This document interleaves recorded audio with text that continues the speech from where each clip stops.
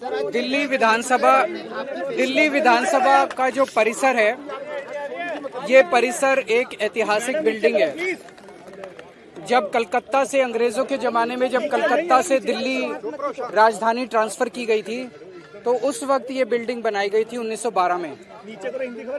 इस बिल्डिंग में 2022 में तत्कालीन स्पीकर श्री रामनिवास गोयल जी के प्रयास से ये पता चला कि एक कोने में एक फांसी घर था।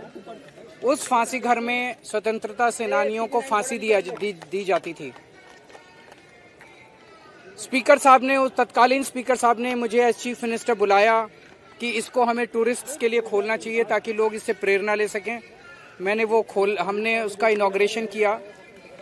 अब जब से इनकी सरकार आई है, ये साबित करने में लगे हुए हैं कि वो फांसी घर नहीं था, वो टिफिन रूम था। मैं समझता हूं कि स्वतंत्रता सेनानियों का इससे बड़ा अपमान नहीं हो सकता।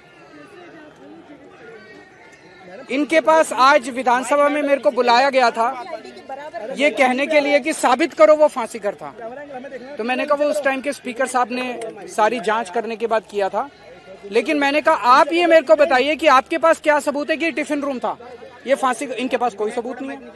तो इसका मतलब ये जानबूझ के स्वतंत्रता सेनानियों का अपमान करने के लिए उसको फांसी घर नहीं था ये साबित करने में लगे हुए हैं, और वो टिफिन रूम था ये साबित करने में लगा। पर मेरा अपना ये कहना है, आज जब से बीजेपी की सरकार आई है 1 साल से, मैंने अंदर इनको यही कहा। मैंने कहा दिल्ली का बुरा हाल हुआ पड़ा है, दिल्ली वाले रो रहे हैं, दिल्ली वाले वापस आम आदमी पार्टी की सरकार को याद कर रहे हैं। चारों तरफ दिल्ली में कूड़ा ही कूड़ा है, पोल्यूशन का बहुत बुरा हाल है, सड़कें टूटी पड़ी हैं, मोहल्ला क्लिनिक बंद किए जा रहे हैं, अस्पतालों में दवाइयां नहीं मिल रही हैं, पानी के हजारों रुपए के बिल आ रहे हैं, बिजली के हजारों रुपए के बिल आ रहे हैं, बिजली की कटौती हो रही है, चारों तरफ हाहाकार मचा हुआ है। मैंने कहा तुम्हारे को केवल एक ये मुद्दा मिला है टाइम खराब करने के लिए, केवल इसी के लिए तुम कर रहे हो। मैंने कहा जरा सा संभालो, दिल्ली को संभालो।